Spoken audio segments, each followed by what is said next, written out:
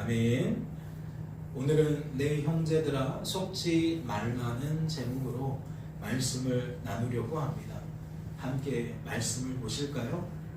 하나님과 주 예수 그리스도의 종 야고보는 흩어져 있는 12지파에게 문안하노라. 말씀을 통해 무엇을 깨닫게 되십니까? 야고보서의 저자가 야고보라는 것을 깨닫게 되십니까? 하나님과 주 예수 그리스도의 종으로 표현되어진 야고보서의 저자인 야고보는 유대인이면서 동시에 기독교인이었음을 깨닫게 되시냐는 겁니다. 이러한 사실은 본문 말씀을 이해하는데 어떠한 도움을 줍니까? 우선 나를 가리키는 내라는 표현이 야고보서의 저자인 야고보를 의미한다는 것을 알게 합니다. 그리고 그가 내 사랑하는 형제들아 라고 표현한 야고보서의 수신자는 야고보서의 저자인 야고보처럼 유대인이면서 동시에 기독교인이었음을 알게 합니다. 이러한 논의는 우리가 주일 예배 시간을 통하여서 이미 확인한 것으로 압니다. 그런데 말씀을 보실까요? 야고보서에서 내 사랑하는 형제들을 다른 모습으로 표현하는 것이 발견되어집니다. 4장 11절을 보니까 형제들아 서로 비방하지 말라. 형제를 비방하는 자나 형제를 판단하는 자는 곧 율법을 비방하고 율법을 판단하는 것이라. 내가 만일 율법을 판단하면 율법의 준행자가 아니요 재판관이로다.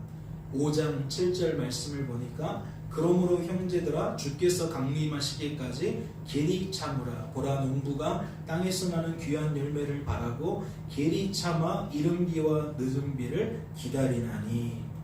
또 야고보서 5장 9절과 10절을 보니까 형제들아 서로 원망하지 말라. 그리하여 심판을 면하리라. 보라 심판주가 문 밖에 서 계시느니라. 형제들아 주의 이름으로 말한 선지자들을 고난과 오래 참음의 본으로 삼으라. 지금 네 가지 말씀을 살펴보았는데 말씀을 통해 무엇을 깨닫게 되십니까? 야고보서의 저자인 야고보가 내 사랑하는 형제들로 표현한 야고보서의 수신자를 형제들로 표현하고 있다는 것을 깨닫게 되십니까? 내라는 표현과 사랑하는 이라는 표현을 생략한 채 야고보서의 수신자를 단지 형제들로 표현하고 있다는 것을 깨닫게 되시냐는 거예요. 그뿐만이 아닙니다. 말씀을 보세요. 어떠한 특징을 발견하게 되죠? 1장 2절 말씀에서 내 형제들로 소개합니다. 2장 1절 말씀에서도 내 형제들로 소개합니다. 2장 14절과 3장 1절 말씀에서도 동일하게 내 형제들아 라고 소개합니다. 그리고 3장 12절 말씀과 5장 12절 19절 말씀도 마찬가지로 내 형제들아 라고 소개합니다. 이런 무엇을 나타내는 거죠? 내 사랑하는 형제들을 한편에서는 형제들로 또 다른 한편에서는 내 형제들로 표현하고 있다라는 거예요. 특별히 내 형제들이라는 것은 어떠한 의미를 담고 있습니까? 야고보서의 수신자가 야고보서의 저자인 야고보와 같은 혈통과 같은 신앙을 가지고 있다라는 의미를 전달해 줍니다. 그러니까 같은 혈통과 같은 신앙을 가지고 있다라는 개념은 무엇이 없어도 가능하다는 거예요. 사랑하는 이라는 표현이 없어도 괜찮다는 거예요. 내 형제들아 라는 표현으로도 야고보서의 수신자가 야고보처럼 유대 기독교인이라는 것은 충분하게 나타낼 수 있다는 거죠. 그래서인지 야고보에서 가장 많이 사용된 것은 내 형제들이라는 표현입니다. 화면을 봐주실래요? 내 형제들이라는 표현은 총 7번 사용했는데 5장으로 구성되어진 야고보서에서 각각 어떻게 사용됩니까? 1장, 2장, 3장, 5장에서 한 번, 두 번, 두 번, 두 번 그렇게 사용되어집니다. 이를 통해 우리가 알 수 있는 것은 무엇입니까? 그가 내 형제들이라는 표현을 가장 많이 사용했다는 것과 1장부터 5장까지 고르게 사용했다라는 것을 우리는 알 수가 있는 거예요. 상징적으로 야고보서의 저자인 야고보가 본문 말씀처럼 야고보서의 수신자를 내 사랑하는 형제들로 표현한 것은 총 3회에 불과합니다. 화면을 보실까요? 3번을 어떻게 써요? 1장에서 2번, 2장에서 1번. 이는 어떠한 특징을 나타내고 있는 겁니까? 내 사랑하는 형제들아 라는 표현이 1장과 2장에 집중되어 있다는 거예요. 야고보서의 저자인 야고보는 어떠한 의도를 가지고 초반에 내 사랑하는 형제들이라는 표현을 집중해서 사용했다는 거죠.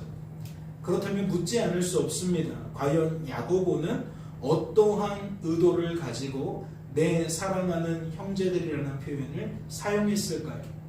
그는 무엇 때문에 내 사랑하는 형제들이라는 표현을 초반에 집중해서 사용했겠냐는 겁니다. 우선 우리들은 그 힌트를 논리적인 순서에서 발견할 수 있습니다. 1절 말씀이에요. 하나님과 주 예수 그리스도의 종 야고보는 흩어져 있는 12지파에게 문안하노라. 야고보서의 저자인 야고보는 1절에서 자신을 유대 기독교인으로 소개하면서 동시에 야고보서의 수신자를 흩어져 있는 12지파로 소개했습니다. 즉 야고보서의 수신자를 자신과 같은 혈통과 같은 신앙을 가진 자들로 소개했다는 거죠. 즉 1절 말씀에서 저자와 수신자와의 관계성, 동일성을 드러냈다는 거예요. 그리고 바로 이어서 2절에 보니까 이러한 관계성, 동일성을 내 형제들이라는 표현을 통해 무엇하고 있죠? 근거로 삼아서 메시지를 전달하고 있습니다. 내 형제들아 라고 부르며 너희와 나의 관계성을 근거해서 메시지를 그들에게 전달하고 있다라는 거죠. 그렇다면 그 이유가 무엇이겠습니까? 메시지를 내매 있어 관계성을 앞세우는 까닭이 무엇이겠냐는 거예요. 이는 다른 게 아니겠죠. 메시지를 효과적으로 전달하기 위해 그리 했는 줄로 압니다. 즉 관계성의 근거에서 메시지의 호소력을 높이기 위해 그래 했다는 거지요. 그렇다면 본문 말씀에 소개된 내 사랑하는 형제들이라는 표현은 어떠한 의미를 담고 있는 것이겠습니까? 관계성을 드러내고 그와 우리의 동일성의 근거에서 메시지를 전달했는데 지금 말씀에는 무엇을 추가하고 있어요? 사랑하는 이라는 표현을 추가했어요. 다른 말로 관계성을 더욱 부각시켰다는 거죠. 너희와 나는 이와 같은 동질감을 가지고 있는 관계다라는 것을 더욱 부각시켰다는 거예요. 무엇 때문이겠어요? 내 형제들아 라고 관계성의 근거에서 메시지를 낸 것처럼 내 사랑하는 형제들아 라고 표현하면서 메시지에 힘을 실기 위한 거겠죠. 메시지의 호소력을 더욱 끌어올리기 위함일 것이라는 이야기입니다. 그렇다면 내 사랑하는 형제들이라는 표현이 1장과 2장에 집중되어진 것을 우리들은 어떻게 여길 수 있는 겁니까? 초반에 저자와 수신자의 관계성을 부각시킴으로써 수신자의 눈과 귀가 메시지에 더욱 집중할 수 있도록 만든 것으로 여길 수가 있어요. 즉 메시지에 힘을 더한 것으로, 메시지의 호소력을 높인 것으로 우리는 여길 수 있다는 거죠. 또한 우리들은 그 힌트를 메시지의 내용에서 발견할 수도 있습니다. 각각 말씀을 보세요. 우선 2절 말씀을 보겠습니다. 내 형제들아, 너희가 여러 가지 시험을 당하거든 온전히 기쁘게 여기라. 야고보서의 저자인 야고보는 수신자와의 관계성에 근거하여 어떠한 메시지를 전달하고 있습니까? 너희가 여러 가지 시험을 당하거든 온전히 기쁘게 여기라는 메시지를 전달하고 있어요. 이는 어떠한 특색을 갖는 겁니까? 수신자에게 쉬할 수 없는, 편히 할 수 없는 권면의 성격을 갖는 겁니다. 즉 수신자에게 무리한 것을, 부담스러운 것을 권면하는 성격을 갖는다는 거죠. 생각해 보세요. 시험이 무엇입니까? 3절 말씀을 볼까요? 이는 너희 믿음의 시련이 인내를 만들어내는 줄 너희가 알미라. 시험이라는 것은 무엇을 의미하는 거죠? 원하든 원하지 않든 당사자에게 무엇을 요구합니까? 무엇을 강요해요? 인내를 강요해요. 견디는 것을 요구한다고요. 그래서 시험이라고 쓰고 어떻게 읽어요? 시련이라고 읽어요. 다시 말해 시험이라는 것은 결코 쉬운 상황이 아니라는 거죠. 결코 만만한 상황이 아니라는 겁니다. 그런데 야고보는 흩어져 있는 12지파에게 여러 가지 시험을 당하거든 어떻게 반응하라고 메시지를 내는 거죠? 온전히 기쁘게 여기라는 메시지를 내고 있는 거예요. 시련 속에 있는 수신자에게, 인내를 강요받고 있는 수신자에게 온전히 기쁘게 여기라는 메시지를 냈다는 거죠. 인내하라는 메시지를 내었어도 사실 수신자는 부담스러웠을 거예요. 시험 한복판에서, 시련의 한복판에서 누군가가 나에게 참아, 견뎌, 인내해 라고 말하는 것만으로도 우리는 부담스러웠을 거라는 거죠.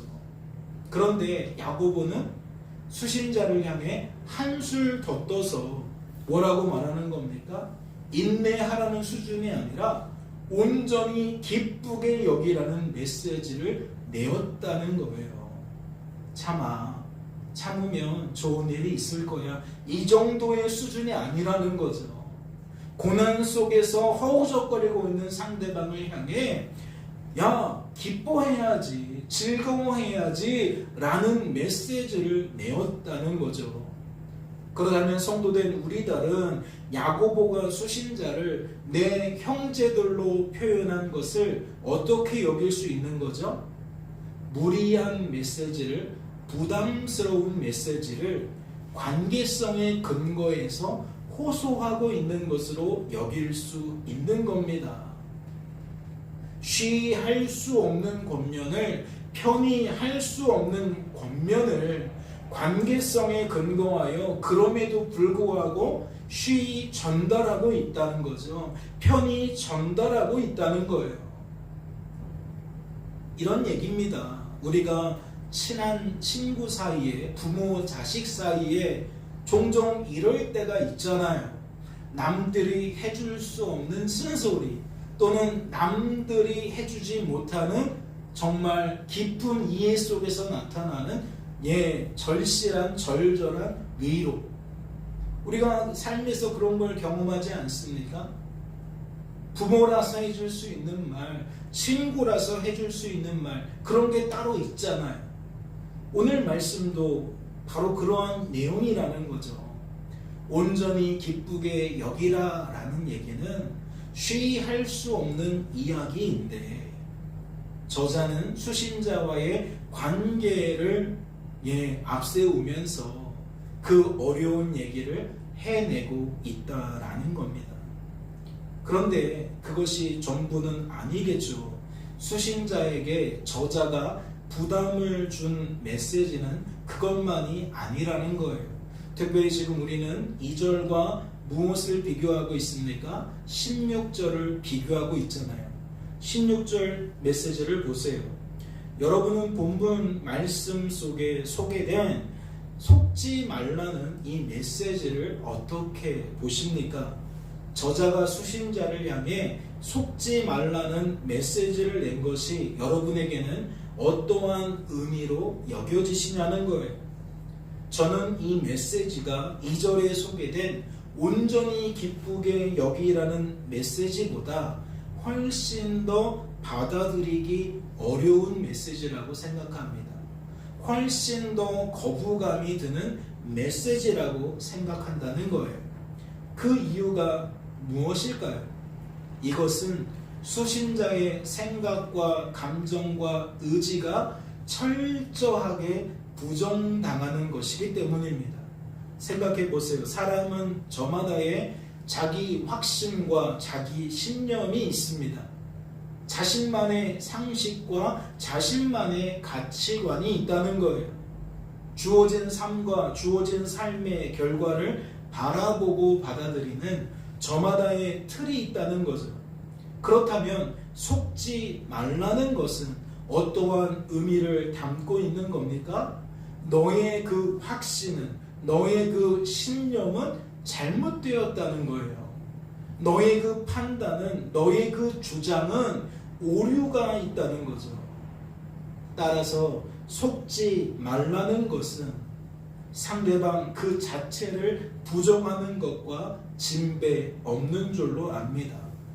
다시 말해 속지 말라는 메시지는 여러 가지 시험을 당하거든 온전히 기쁘게 여기라는 메시지보다 수신자의 입장에서 훨씬 더 거부감이 드는, 훨씬 더 받아들이는데 어려움을 느끼는 메시지라는 거죠.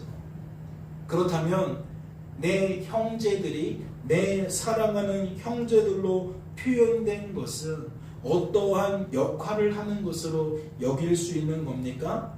수신자가 훨씬 더 받아들이기 어려운 메시지이기에 저자가 의도적으로 관계성을 더욱 부각시킨 것으로 여길 수 있는 겁니다.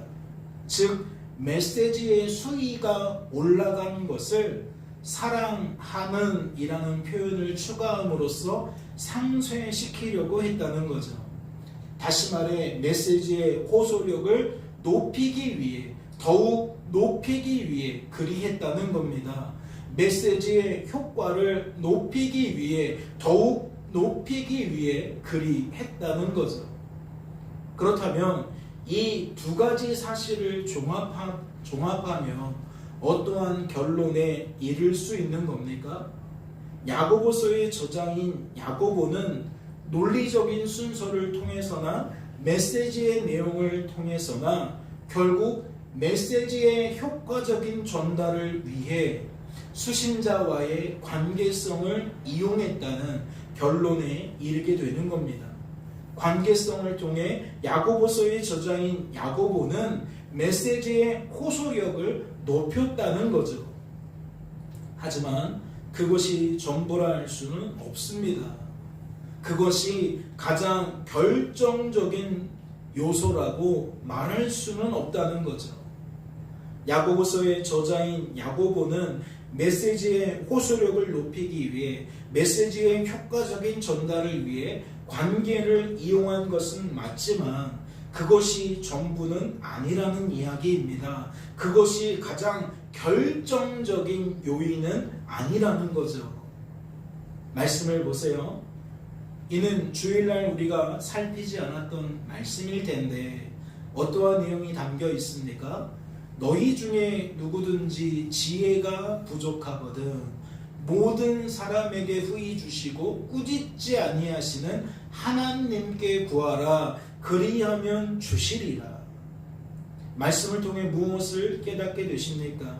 이 말씀은 여러 가지 시험을 당하거든 온전히 기쁘게 여기라는 그 메시지에 포함된 메시지입니다. 과연 이 말씀은 그렇다면 어떠한 역할을 감당하고 있는 걸까요? 2절부터 다시 살펴볼까요? 말씀은 성도된 우리들에게 무엇을 제시하고 있는 겁니까? 말씀은 지금 당위성을 제시하고 있는 겁니다. 즉 성도에게 무엇이 성도다운 삶인지 그 바른 길을 교훈하고 있다는 거죠. 즉 성도라면 여러 가지 시험을 당할 때에 온전히 기쁘게 여겨야 한다는, 그것이 성도로서 마땅한 반응이라는 것을 제시하고 있다는 겁니다. 이는 이어지는 말씀도 마찬가지예요. 3절과 4절 말씀을 보세요.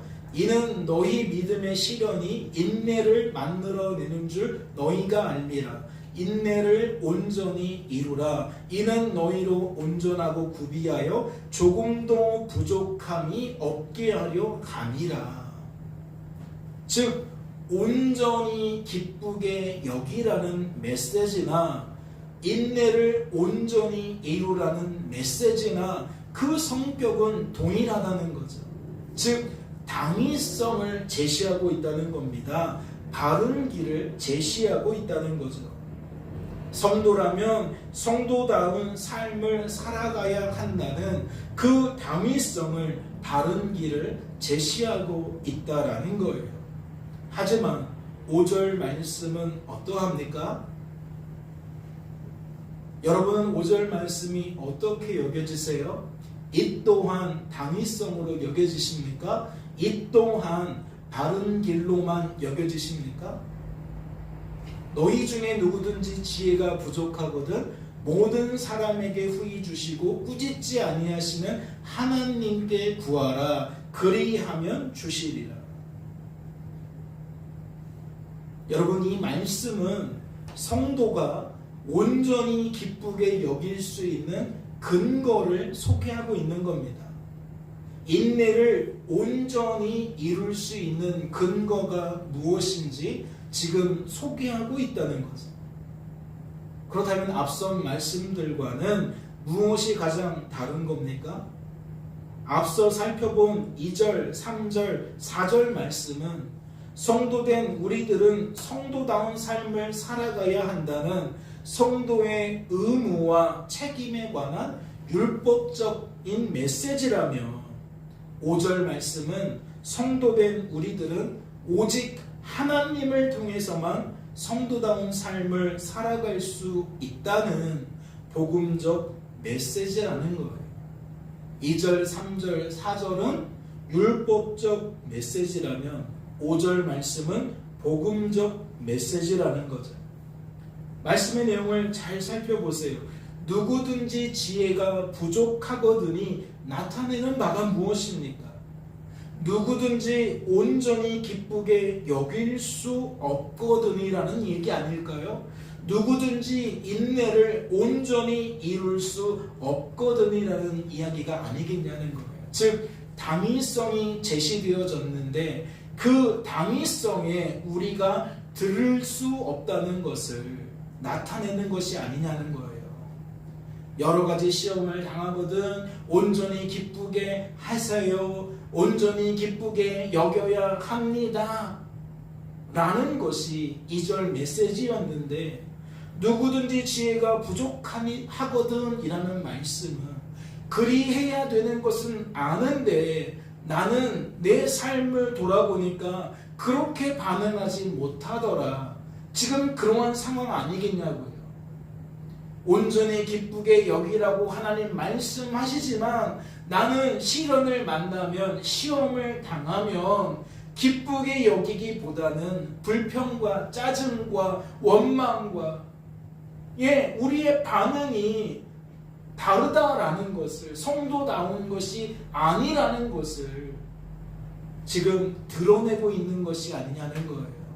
즉 우리가 지혜가 없다는 것은 우리가 말씀대로 살아갈 수 없다는 그러한 의미를 담고 있는 게 아니냐는 거죠.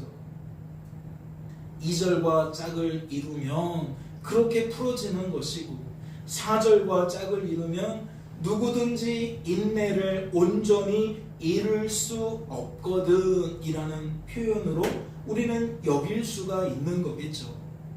시험 앞에 시련 앞에 인내라는 것을 온전히 이루라고 말씀하시지만 이게 얼만큼 하는 것이 온전히 이루는 것인지 우리가 헤아릴 수 있습니까?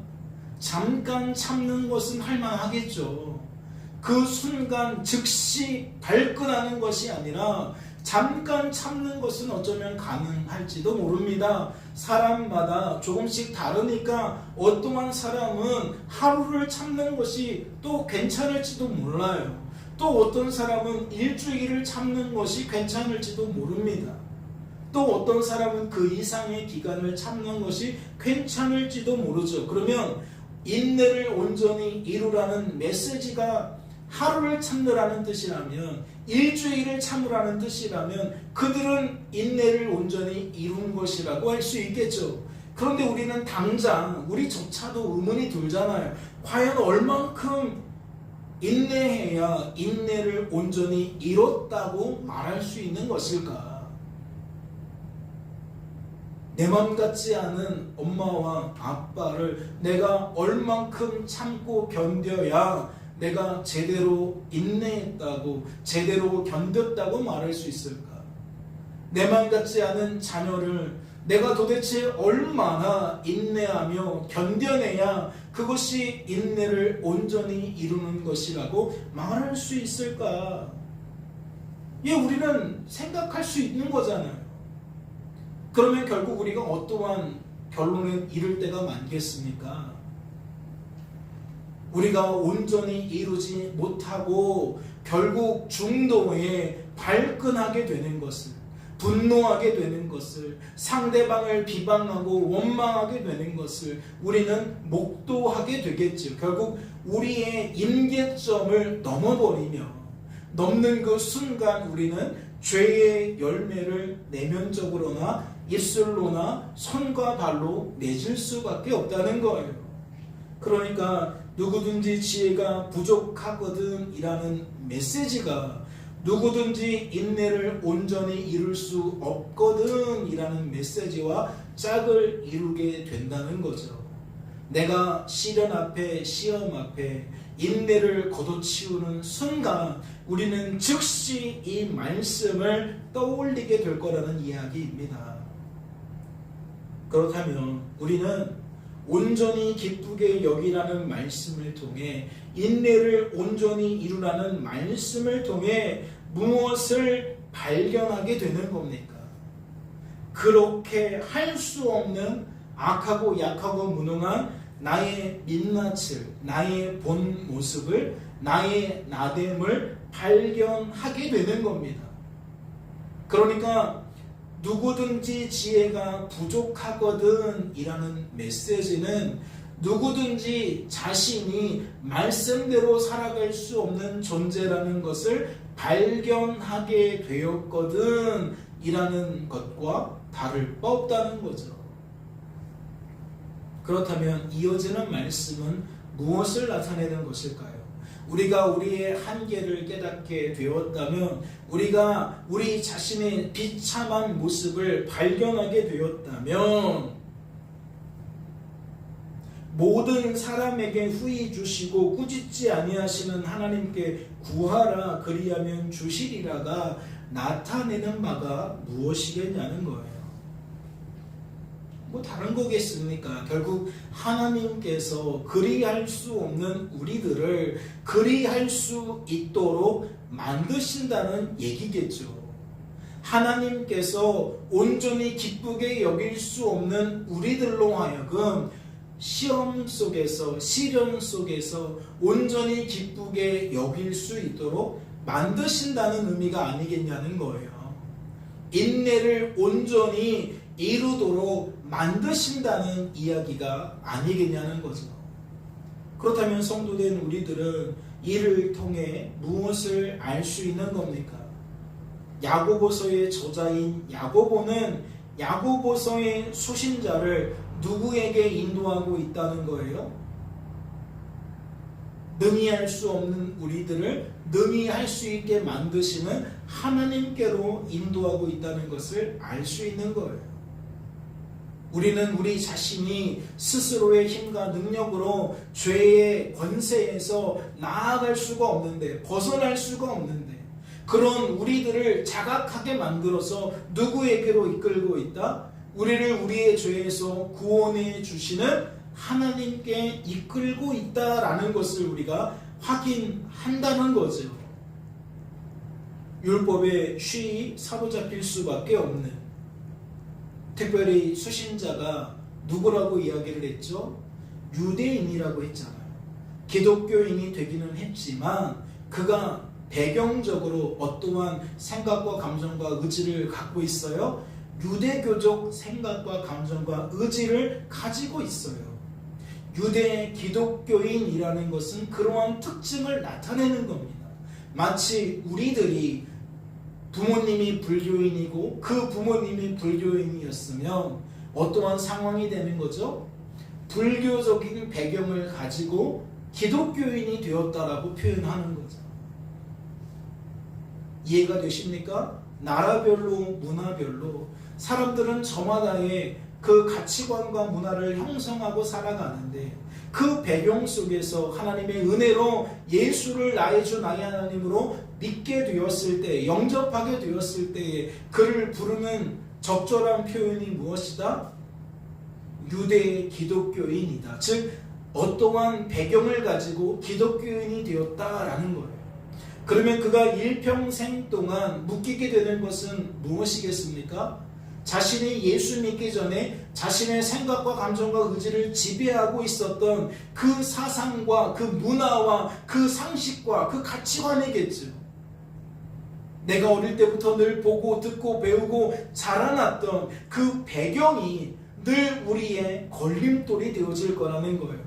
기독교인으로서 기독교인답게 살지 못하도록 만드는 장애물이 되어질 거라는 거죠.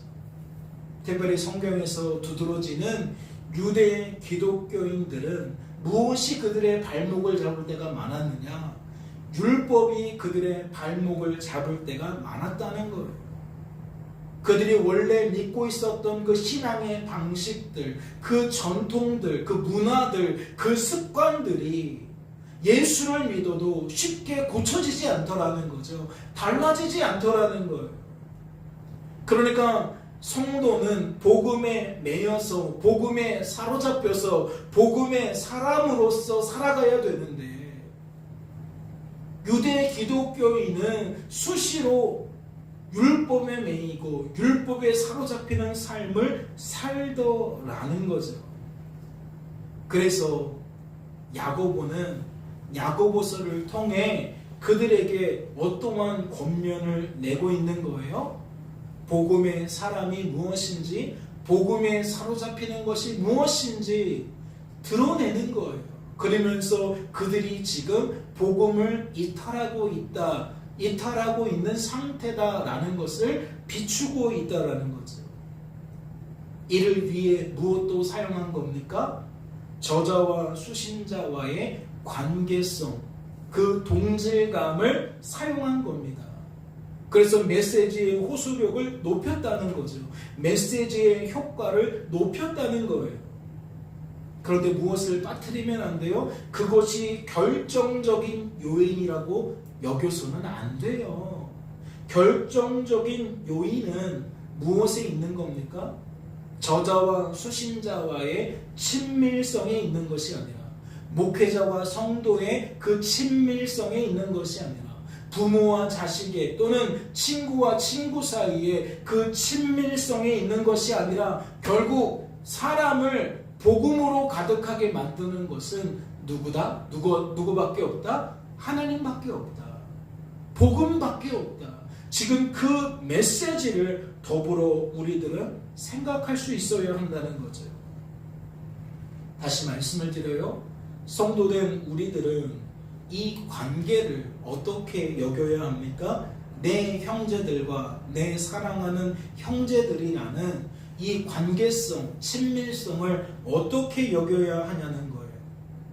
야고보서의 저자인 야고보는 수신자와의 관계를 통해 절절하게 호소를 한 것은 맞지만 그 호소의 본질은, 그 호소의 핵심은 그들이 더욱 복음에 사로잡히는 사람이 되는 것에 있었던 것으로 여겨야 합니다.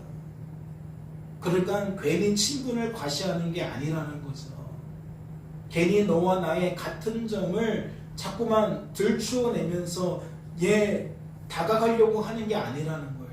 목적은 어디에 있다는 거죠? 너와 나는 특별한 사이잖아 라는 것을 나타내는 것이 아니라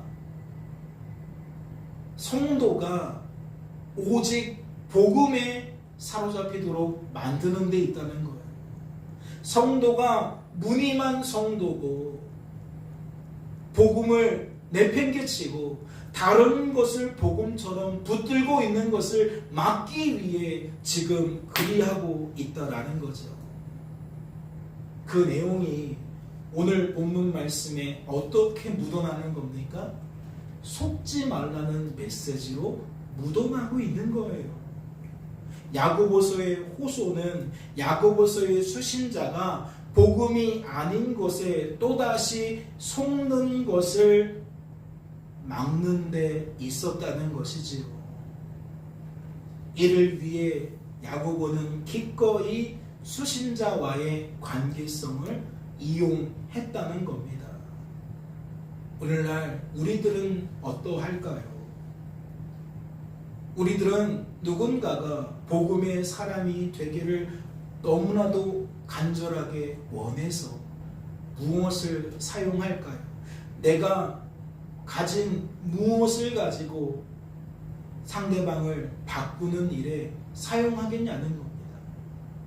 친밀성도 중요한 요소일 거예요. 내가 가지고 있는 좋은 것을 선물하는 것도 좋은 요소겠죠. 즉 모든 것들은 메시지의 효과를 높이기 위해 보탬이 되어질 겁니다. 그런데 무엇을 잊어버리면 안 돼요? 처음 마음을 잊어버리면 안 되죠. 복음이 무엇인지에 대한 핵심을 놓쳐버리면 안 되는 거예요. 친한 사람이기 때문에 복음을 놓쳐버리고 친한 것으로만 어울려 관계하다가는 결국 둘 다 사망의 길로 내려갈 수밖에 없다는 거죠. 내 마음이 상대방에 대한 절절함이 있다면 그가 나와 함께 같은 신앙을 갖게 되기를 바라는 마음이 있다면 친밀성을 가지고 접근하는 것도 좋지만 무엇에 대한 중심이 흔들려서는 안 돼요? 복음에 흔들림은 없어야 돼요. 즉 하나님만 하나님이라는 것에, 인생의 주관자와 구원자는 오직 하나님이라는 것에 우리부터 철저하게 서 있어야 한다는 거죠.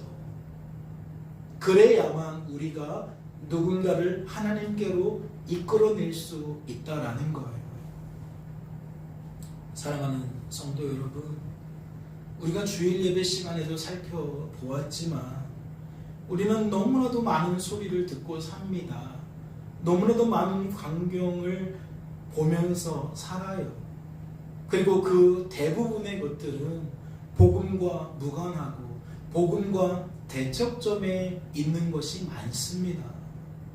우리의 귀를 그런 것들이 사로잡을 때에, 우리의 눈을 그런 것들이 사로잡을 때에 우리의 생각과 감정과 의지가 어떻게 흔들리지 않을 수 있겠어요? 나도 모르는 사이에 복음은 내 중심에서 저 구석으로 밀려나고 온통 그러한 잡다한 생각과 감정과 의지들이 내 마음을 사로잡지 않겠습니까? 즉 속지 말라는 주인공이 우리는 부지불식간에 내가 될 수 있다는 것도 놓쳐서는 안 돼요. 남 걱정할 때가 아닙니다. 먼저 내 걱정을 해야 돼요. 내가 보고 듣는 것에 어떠한 식으로 반응하고 있는지, 어떠한 영향을 받으며 살고 있는지 우리는 점검하고 또 점검할 수 있어야 한다는 거죠. 즉 내가 지금 복음 안에 거하고 있는지, 복음이 아닌 것을 복음이라고 여기고 있는지 점검할 수 있어야 된다는 거예요. 그리고 복음의 사람으로서 나를 이해하고 있다면 주변이 보이잖아요. 이게 복음이 아니라는 것이 보이잖아요. 그러면 어떻게 해야 된다? 내 사랑하는 형제들아 속지 말라라는 바로 그 모습이 우리의 입술을 통해서도 나타내야 된다는 거죠. 너는 나의 가장 최고의 친구야, 나의 절친이야, 베스트 프렌드야 라고 말해놓고 상대방이 복음 안에 있든 말든 방치한다는 것은 무엇을 부정하는 거예요? 내가 그를 사랑하고 있다는, 내가 그를 형제처럼 여기고 있다는 것을 부정하는 것과 마찬가지. 상대방이 하나님 없는 삶을 사는데, 복음이 없는 삶을 사는데, 그래 그건 그래 난 널 존중해 이렇게 말하는 것은 우리조차도 복음이 아닐 수 있다는 거지. 먼저 내 자신이 복음의 사람인지를 점검하시고 복음의 눈으로 주변을 돌아보시면서 가까운 사람일수록 그들이 속고 있는 것이 보인다면 그들이 속지 않을 수 있도록 그들에게 복음을 제시해야 합니다. 복음을 증거해야 돼요. 필요하다면 친밀성을 가지고 접근하셔도 됩니다. 여러분이 그가 좋아하는 것을 통해서 그에게 다가가셔도 돼요. 그런데 무엇을 위함이라는 것을 놓치면 안 돼요. 내가 그 사람과 가까워지는 것이 목적이 아니라 내가 그를 복음으로 이끌기 위함이라는 것을 놓쳐서는 안 되겠죠. 속지 말라는 이 메시지에 나 자신도 점검하고 내 주변에 있는 사람들도 점검할 수 있게 되는 저와 여러분 되어질 수 있기를 주님의 이름으로 소망합니다. 잠시 기도합니다. 하나님 아버지 감사합니다. 우리가 주어진 삶 속에서 때를 따라 입술을 벌리게 됩니다. 어떠한 소리를 내게 됩니까? 우리는 우리의 입술로 어떠한 열매를 맺게 됩니까? 하나님만 하나님이심을, 인생의 주관자와 구원자는 오직 하나님이심을 우리는 내고 있습니까? 그러한 복음의 열매를 맺고 있습니까? 하나님, 속고 있는 자들에게 복음을 내는 것보다 더 가치 있는 일은 없는 줄로 압니다. 주님, 우리 자신이 먼저 복음의 사람 되게 하시고 복음으로 철저하게 무장되어서 복음을 떠난 자들에게 복음을 드러내는 축복의 통로로서 사명 감당할 수 있도록 주님 도와 주시옵소서. 주께서 우리를 붙들어 주실 줄로 믿고 감사드리며 예수님의 이름으로 기도하옵나이다. 아멘.